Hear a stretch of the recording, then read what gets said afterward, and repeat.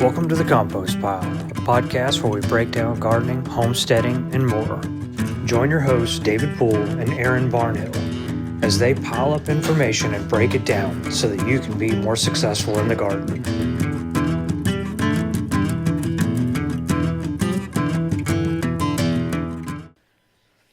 Chips my ass.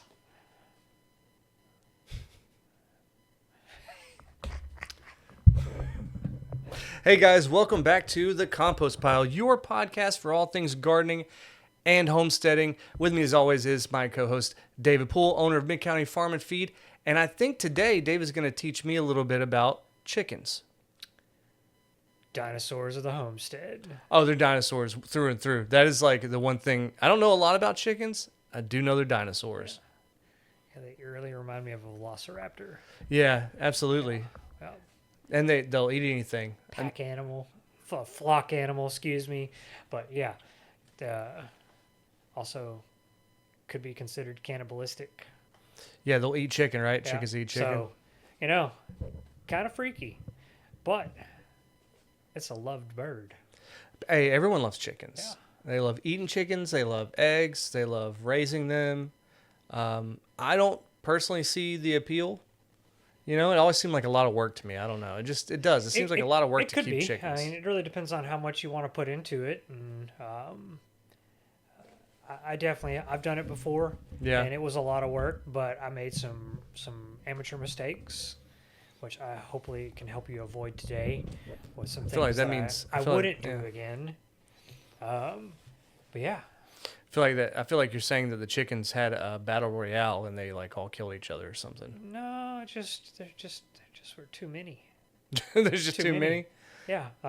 Over ambitious, you know. I see. So you gotta, number one, if you're gonna do chickens, you gotta plan it out before you go and get them. Okay. Like, don't be trying to backpedal and get everything going at the last minute, because it's gonna make your life much more difficult in the long run. So it sounds like chickens have pretty specific needs. Yeah. So, and you have to plan for that, right? Yeah. So let's break down if we're gonna go, and Aaron's gonna get chickens here. Because I don't know.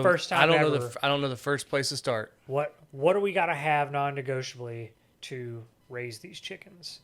You know, so when you go to a place like Mid-County Farm and Feed, or you go to Tractor Supply or wherever, they can sell you day-old chicks from a certified hatchery. So they were hatched, they were put in the mail, and they were sent Put in overnight. the U.S. mail. That's the US Postal USPS. Service. They still do that, right? They show up at the post office, we get them, and then we make them available for sale. So these chicks they're young. They eat their first meal wherever they stop first. You know. Oh wow. Yeah. They're not fed and watered. They're hatched and they're gone. So you've got to have a way to curate the needs of a growing animal. It's no different than raising a child. If any of you have raised a child, you know, the needs constantly change. Right. So we're going to have, when they're young, we need something to contain them in. And they're going to grow quick, and they're eventually going to get feathers, and they eventually can jump. I feel like people mostly keep them in, like, you know, the storage containers, like you keep your Christmas tree in. That's a great option, because if we give them, you can't put them out in the coop right out of the gate because it's too big, and that's going to eliminate one of the most important variables of raising young chicks that we'll talk about. But we need a place that we can keep them contained relative to their size. So totes, stock tanks, something that we can also put a screen top over, because if they get a couple weeks old, they can just jump. Fly out, right? And they start getting a little bit of the baby feathers. They'll be everywhere, and they're fast. Yeah. So you got to and people like to think of chickens as a flightless bird, right? Yeah, but they roost in trees naturally. They can. When I first started in the early 2000s, there were two hens and a rooster here that lived at the store, and every night they would fly up about 10, 12 feet into a tree to stay away from varmints and the cats and you know, the local population of night crawlers. And that happened for years and years until somebody caught them, and because eventually they started coming into the warehouse, and it was becoming an ordeal. Oh, really? Yeah, the chickens were like, you know, "This is my spot, buddy." Rooster was getting a little too ornery, and pecking people's ankles. They had to go. You know? Okay. But yeah, they can get up high. They can go over a fence. But at a young age, you've got to keep them contained because you've got to regulate their body temperature for them. That's why everybody has a heat lamp in there, Yeah, right? so okay. you know, we need something to contain them in. Mm-hmm. We need some form of a heat source. I'll get into the specifics a little more in a minute. We need a waterer and a feeder. Mm-hmm. And unlike your dog or your cat or any other animal at home, chickens eat free choice and they drink free choice. So you can't feed and water them once a day, twice a day. You just have to have it always available. All the time. Okay. They're not overeaters. They're going to eat and drink what they need when they need it. So that's pretty stark contrast from a dog, right? Because if you have a dog and you just leave food down all the time, they're opportunist eaters. Yeah. Sorry about that. Yeah, they'll eat until they're sick. Yeah. And they'll just keep eating and keep eating. And they'll get unhealthy.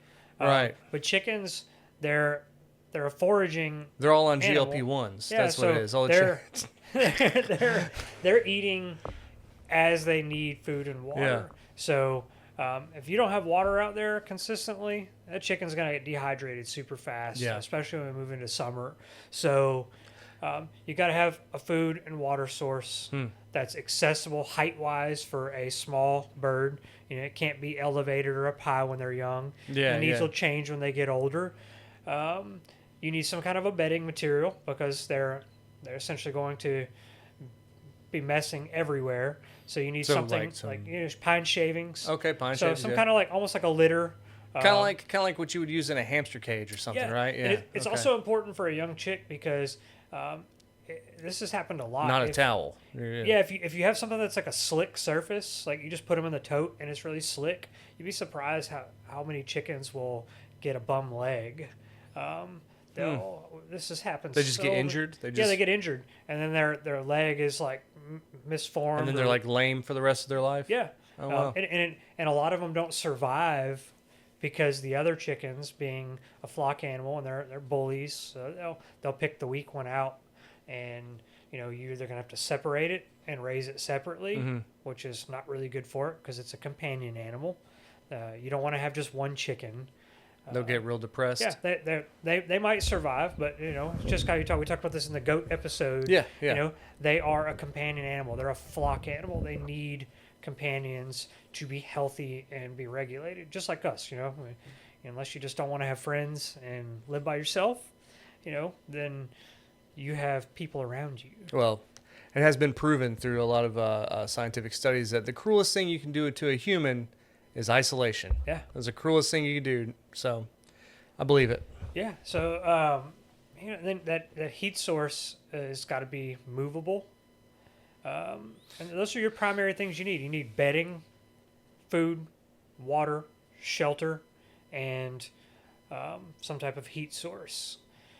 Most of the time we're raising chicks for the majority of people in spring, so it's in the cool season. If we put them outside, those temperatures outside are going to be really, really real cold. Up and down, too. And it might be perfectly fine us. We could be out there in shorts.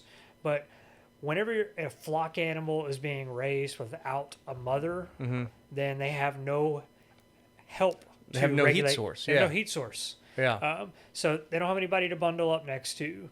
You watch movies or cartoons with chicks and they're all bundled up together. That's why they say the whole, mama hen, you call somebody a mama hen because you've taken people under your wing. You know, that's why that comes from. They're helping regulate that body temperature because in week 1, a chick needs about 95-degree temperatures. Okay. So we're starting out. I think, man, that's warm. Some people are starting chicks out in February. So that's winter. Yeah. Yeah. So even if we have them inside, it's still not warm enough. Right. It's just like my seedlings that I talked about how I had 0% success rate in this house. Because it's drafty and cold. It's cold. Yeah. Those chickens, they can't warm themselves up. They're not going to live if they can't stay warm. Now, each week, so week 2, we can go to 90. Week 3, we can go to 85. And eventually we're gonna raise that temperature, or not raise it, we're going to lower that temperature by raising up our heat source farther away. Right. And essentially, we're going to make it to where we no longer need it when their needs meet the ambient temperature of wherever they're going to be. Right, or they can self-regulate is what it is, right? And usually once they start feathering out, then they're going to be able to regulate their own temperature.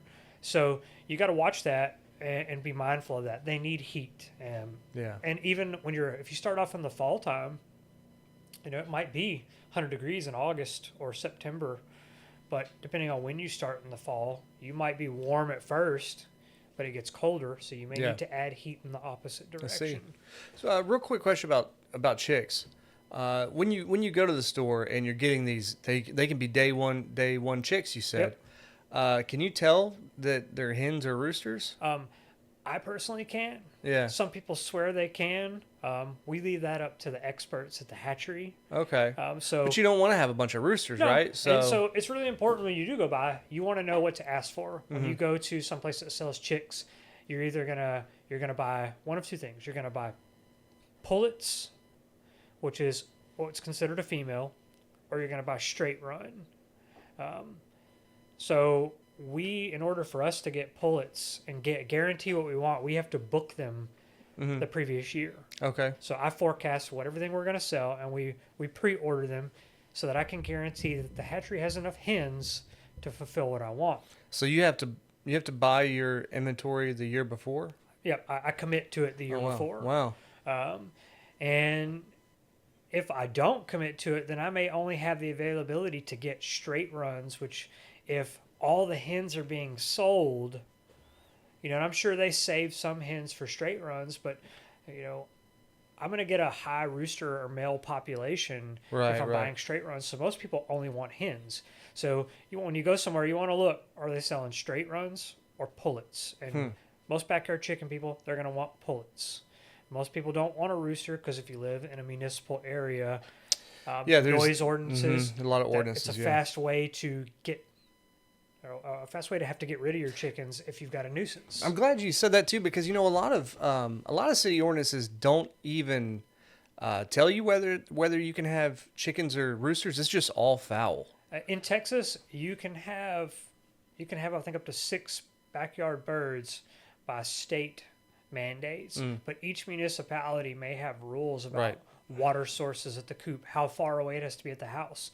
But in the chicken world, I can tell you it's ask later, ask for forgiveness type situation. Get it. Talk to your neighbors, go old school, be neighborly, find out, barter with your neighbor. Make them a green bean casserole, bring give them some over. Eggs, but I'll tell you what, if somebody had a loud rooster, but they bought my my kindness with yard eggs, I'd let them. Yeah. I'm not gonna tattletale on them. Yeah. And you don't need a rooster. You only need a rooster if you want fertilized eggs to hatch chicks. Right. Most of these birds are going to have a 2 to 3 year prime egg laying lifespan. That's where they're laying eggs the most. Yeah, they're still going to lay. They might lay eggs 4, 5, 6 years, but the amount is going to go down. And some of your high value production hens, like your crossbreeds, which could be known as stars or sex links that are crossbreeds, just like a hybrid tomato, you're taking the best qualities of one breed and breeding it with another. You're talking about champion chickens. You're talking about show chickens. And some of those chickens can lay 200 eggs a year. So that's a lot of eggs. That's a lot of eggs. So you want to make sure that when you're starting, don't make the mistake I made. I got too many chickens. Okay. So you just had mountains of eggs? I had 15 chickens, and I couldn't feed them enough. I couldn't water them enough. I couldn't keep it clean enough. And I had more eggs than I could humanly know what to do with. And getting rid of eggs, just like getting rid of produce, is not always that easy. It's not that easy. Everybody thinks they're going to sell eggs, and it's not that easy. Yeah, but then you need more than you're producing, right? Yeah. But I mean, even with for me, if I would have went back and I go with what I would recommend, if backyard flock, 4 to 6 chickens.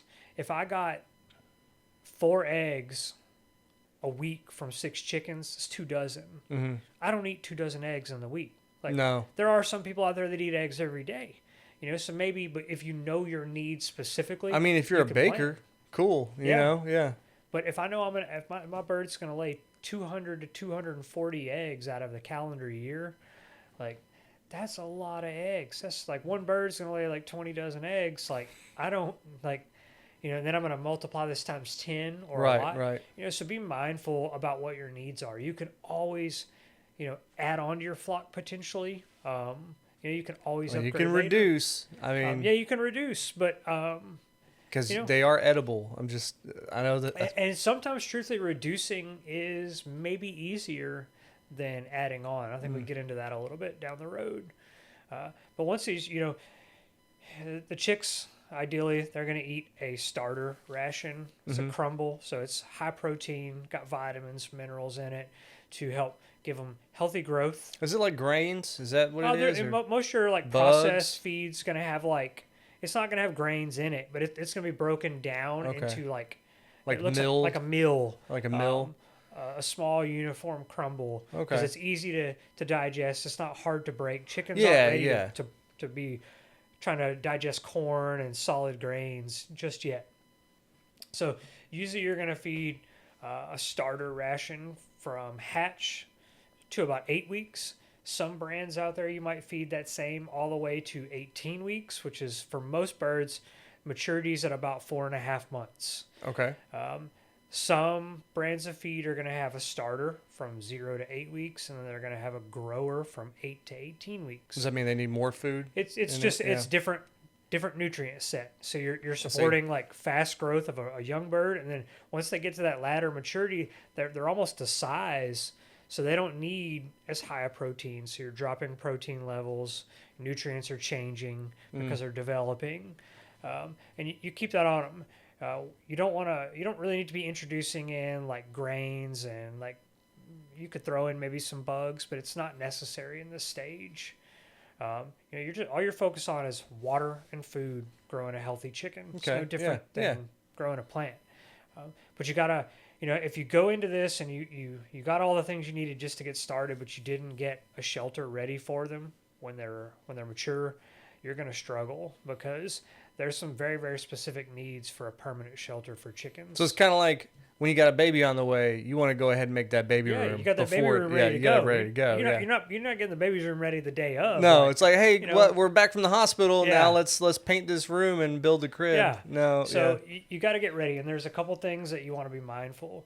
So number one, they need a house or a shelter somewhere where they can get to protect themselves from things like raccoons, possums, snakes, whatever it may be in your locale that can be a predator. Raccoons are the wild ones. They just tear chickens' heads off. So can possums. Yeah. And so you need to be thinking about how you're going to build your coop. Your coop needs a house with some brooder boxes or egg boxes. Mm-hmm. You usually need one box for every 3 to 4 chickens. A lot of times, even when I had a ton of chickens, I had a dozen or 15 chickens, they would only lay in 2 of the 4 boxes. Oh, really? They were just crowd. They had a preference, they I guess. Take turns. So you don't need a ton of nesting boxes or brood boxes. You can have a couple. If you got 4 to 6 chickens, 2 boxes max. They're probably only going to use one. You don't need one for each chicken or anything wild. Yeah. If you can design your coop or get a coop where you can open the nesting boxes from the outside and get the eggs from the back. Yeah, I've seen those. Yeah. That will help you if you ever get a broody hen. Broody hens will sit on the eggs nonstop, and you go to try to get them. They'll peck at you. They're trying to protect the eggs. Oh, yeah.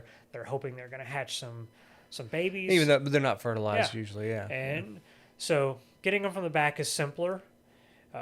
Those kind of have a little slope, and they kind of roll down a little bit, right? Yeah. And inside that coop, you also need a couple other things. You need a roosting bar. Chickens like to be off the ground, minimum 12 inches, maybe even more. Like I talked about earlier, they get in that tree, in the tree, get up there. They want to be off the ground, somewhere where they can feel safe. And you also need to make sure that the inside of your coop is well vented. You need high vents because chickens produce a lot of ammonia in their droppings. Is that from? Yeah, it's from their.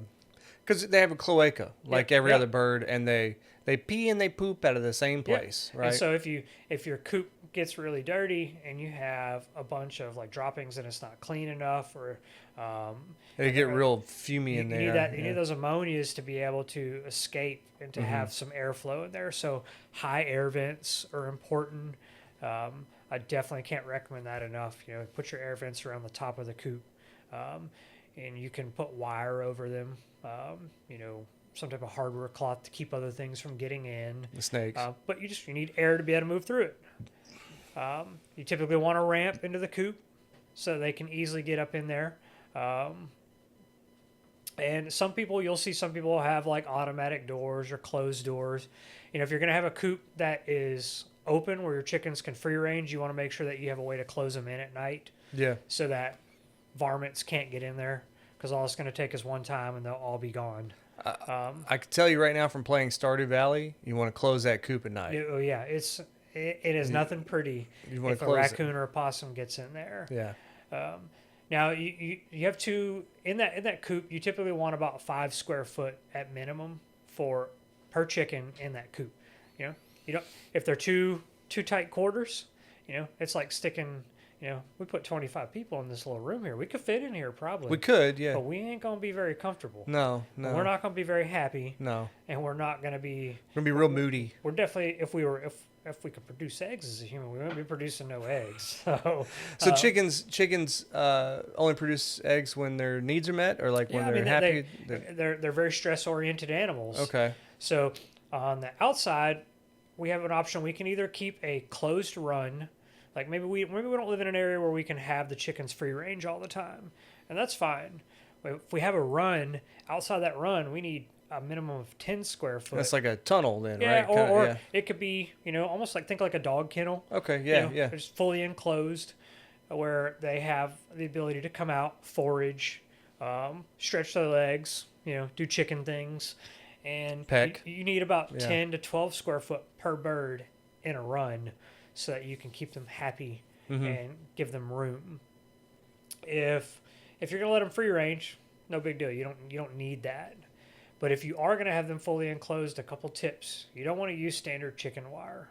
Standard chicken wire, because it's like thin? the hex wire. Yeah, the hex wire. It'll hold the chickens in, but what it can't keep is a varmint with opposable thumbs reaching through. Oh yeah, and grabbing your chicken, because it happens more often than not. So hardware cloth or small gauge welded wire works really well in those areas where you might have wire for airflow, breathability, to make sure that you don't have varmints getting. Also, if you keep them fully enclosed, whatever kind of door you have, make sure you have a latch that's not easily bamboozled by the raccoons. By the raccoons, they have hands. Yeah, it'll happen.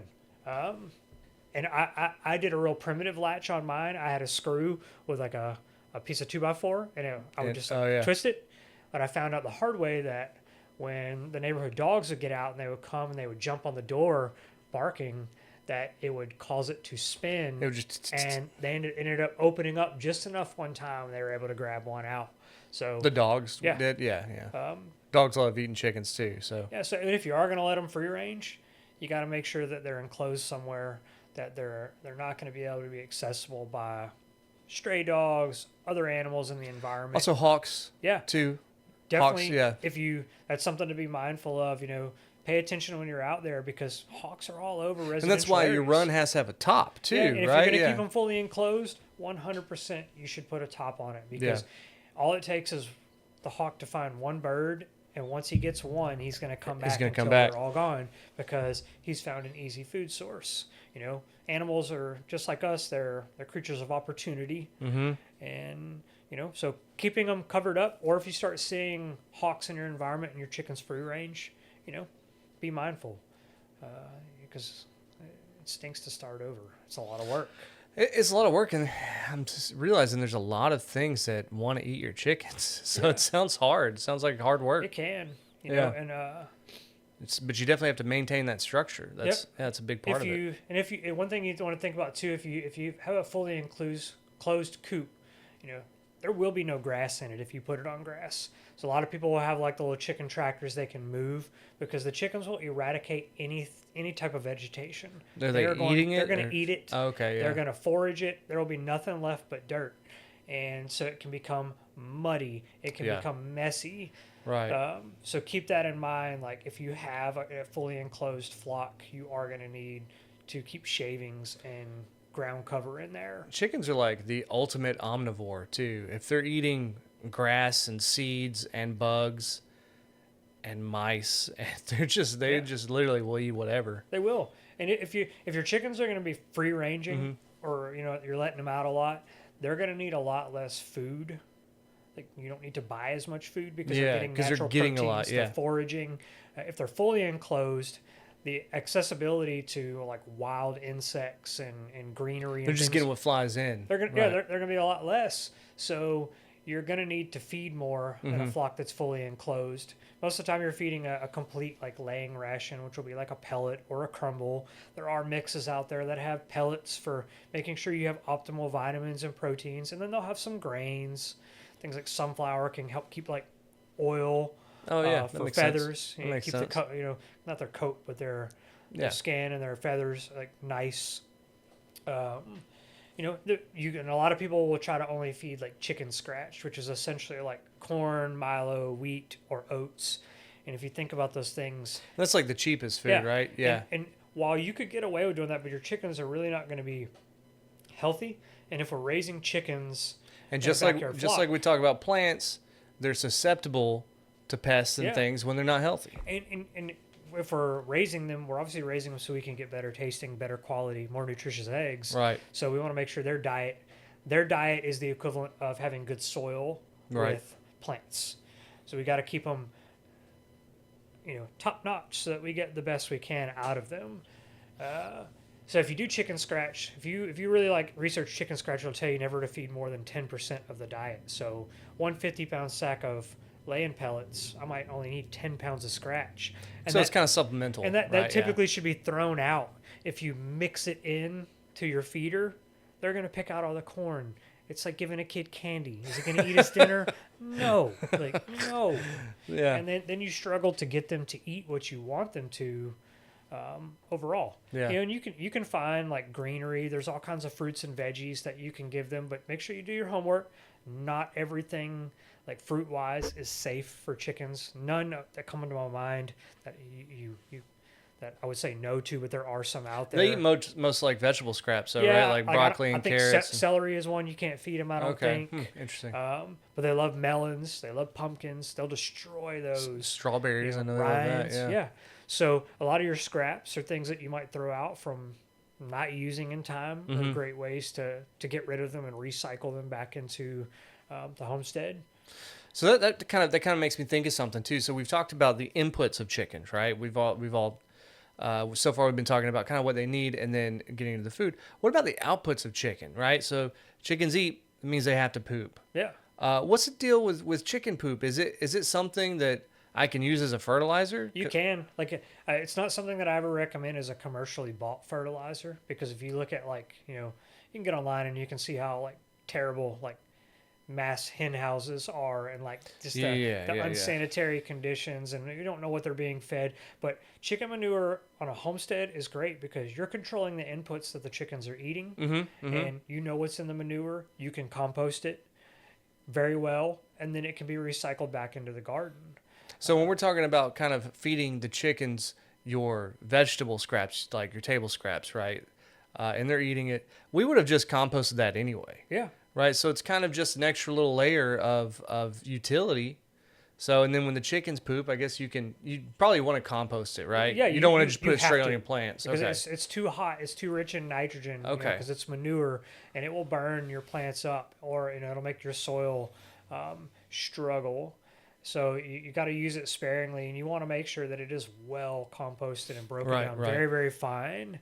But that's definitely a great output. You can use those chickens to forage over your compost pile if you want. You can give them access to, if you have a couple different compost piles, like in different stages, you can give them access to stage 1 and let them pick through it for bugs and drop manure on it. Man, chickens are gross, man. And heat it up because you're giving nitrogen into.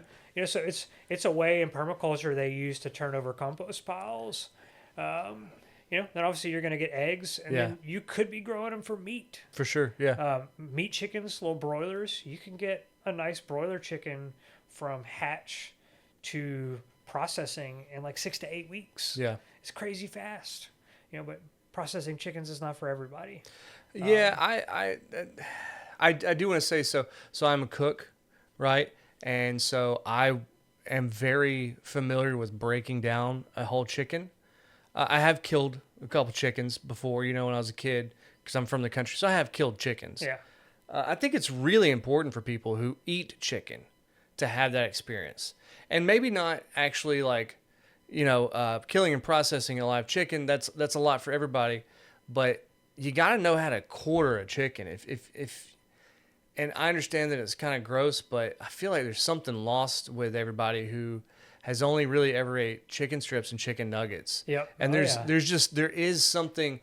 an appreciation that you don't have, right?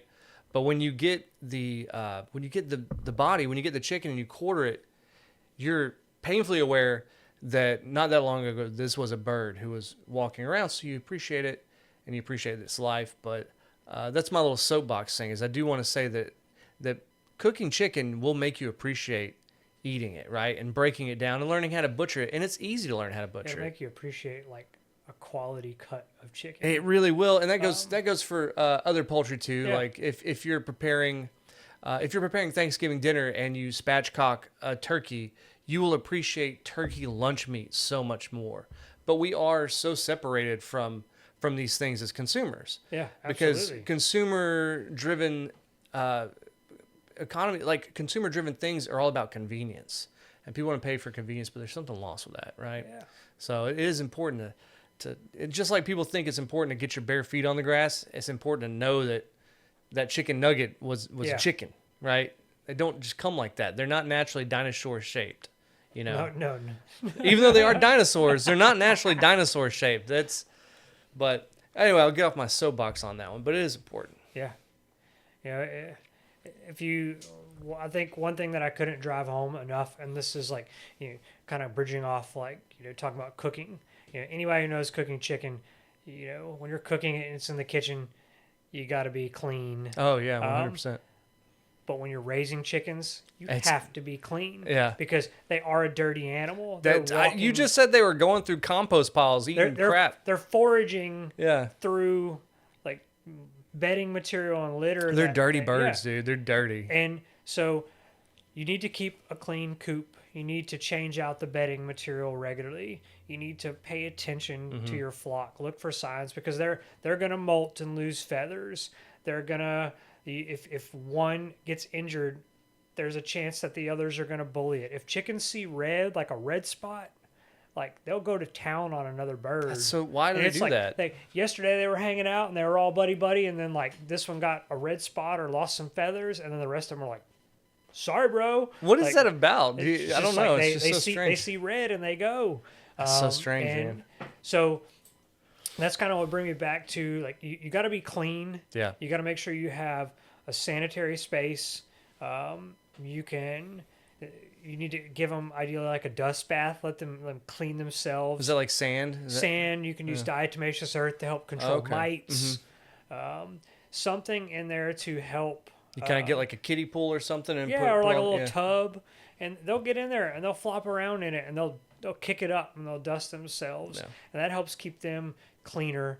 And by keeping a clean coop, cleaning out your coop, removing droppings, soiled litter, is going to help you prevent health issues. Yeah. It's going to help you prevent mites that chickens can get, poultry mites. So it's the equivalent of like a flea on a dog, or like lice. Yeah, it's like lice, right? Yeah. And so you can eliminate a lot of that. And it's not to say you won't get it, just like you get fleas with a dog, but keeping a clean environment and staying ahead of it will be so much easier than dealing with it. Yeah. And I got to tell you, we're talking about you can grow meat birds, and it's the same way that you put in better inputs in a laying hen and get better eggs. That goes double or triple for meat birds, because a lot of these giant hatcheries and places where birds come from are disgusting. And meat birds, they're on top of each other in cages. You can get a better quality meat bird, but just like when you're raising them, promoting them to move. Yeah. Because if you just let absolutely. them sit there, they're just going to eat, and they're going to sit there, and eventually they'll get so big they can't move, and that might happen anyway. But promoting them to move and exercise, so you get better cuts, better quality of meat. Yeah, but most of those like Tyson chicken and all that, they just stay in a little box their whole life, and they just eat from a trough and poop, and it's really gross. It's really gross. Yeah. And that's what the chicken nuggets are made from. Yeah. The chicken nuggets aren't made from like lovingly grown yard hens. No. They're made from if you want dirty good birds. chicken, go to the farmer's market. There's a lot of great people around here. Are there? Probably wherever most listeners might be that are raising quality meat. And it's going to cost more. But, of course it is, yeah. But you'll... Yard eggs cost more. Yeah. You know what I mean? You remember Dan the chicken guy, Dan the chicken man? Mm-mm. I don't even know if he still does it, but he used to do it at the farmer's market. He was called Dan the Chicken Man. And he had chicken eggs, and then he got duck eggs too. That was my duck. That was my cool. duck eggs guy. Yeah, but he always had good stuff. It was pricey, but it was worth it. I know that like we're probably not going to cover all the bases in this episode of chickens because it's a complex topic. But I think as we kind of get close to wrapping up, one thing that I can't stress enough is that chickens are stress-oriented animals. So a lot of times people come in and they're like, my chickens quit laying. What do I need to do? There's not always a magical answer to that. You have to look at your environment and observe what's happening. If chickens could stop laying, if every single night a varmint is coming trying to get in their coop. Yeah.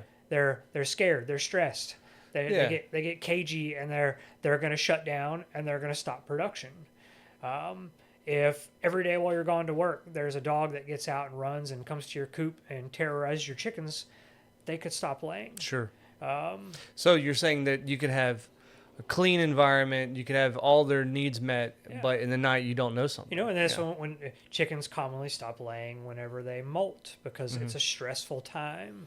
Our frequent guest on the show here, Paul Lemoyne, the first time I ever went to his place to check out his garden, he was showing me his chicken coop, and it was getting into summer, and he said the chickens just kind of quit laying. And he ended up hanging a box fan in the coop and blowing air through the coop. Because it was too hot? It was too hot. Yeah. He increased the airflow. They started laying again. Yeah. So little things have huge impacts. A little troubleshooting. Yeah. You just got to be real comfortable with troubleshooting. Yeah. So you got to keep that in mind. There's all kinds of different things that could be happening. Giving them more protein or a different food is not necessarily always going to be the answer. Some chickens quit laying in the winter because there's not enough daylight. They need X amount of day to complete an egg cycle. So sometimes a year, and maybe not every year, they just quit laying. Yeah. Adding supplemental light might promote them to lay more. Do you saying that the chickens get seasonal effectiveness disorder? Yeah. Essentially. So keep that in mind. It's just like when we talk about plants being I can't remember the exact percentage, but humans share a lot of DNA with animals. Yeah. We're all made from the same stuff. We actually, I'll have to fact check this, but we share a surprisingly very high percentage of DNA with plants. Certain plants, yeah. So, of course, when you think about stress, and I always correlate plants and animals, we're just part of this circle. So if something is stressful to you, like think about whether those chickens would love that condition. Yeah. And it'll give you a little bit of perspective into what might actually be happening. And you got to play around. You got to alter the environment.